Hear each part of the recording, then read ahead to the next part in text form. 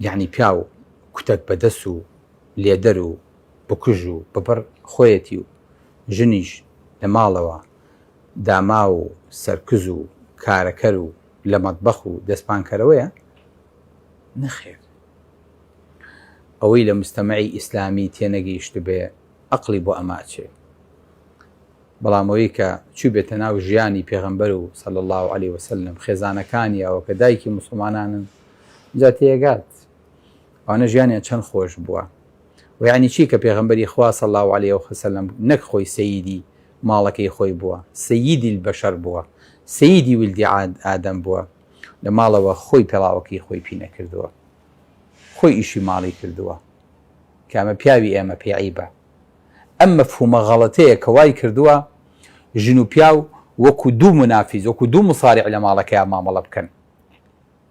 ئەمەش وای کردووە ڕێژەی تەلاقەکان زۆر بێ، چونکە پیاو ئەگەر وای هەست کرد لە ماڵەکەیە کەسێکی تر لە ماڵەکەیان منافسەیەکات واستەکە لەگەڵ پیاوێکی ترا شانشانێنەکە، واستەکە منافیسێکی حەزی لێی نییە.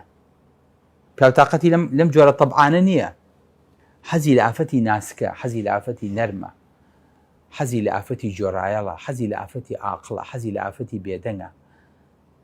ئافەتیش حەزی لە پیاوی بەقووەتە، حەزی لە پیاوی بەهێزە، حەزی لە پیاوی بە شەخسیەتە، حەزی لە پیاوێکە کە شەوکەی هەبێ بتوانێت قەرار بە. ئافەتیش ئەگەر هەستکا ژنێک وەکو خۆی هاتۆتە پاڵی هیچی بۆ زیاد نەکردو ناتوانێت وەکو قەڵایە پاڵی پێوە بە، حەزی لەم جۆرە پیاوانە نییە. بۆ معلوماتە بەرە با پیا زۆر خۆی ناسک نەکاتەوە، ژنیش خۆی زۆر زبر نەکات.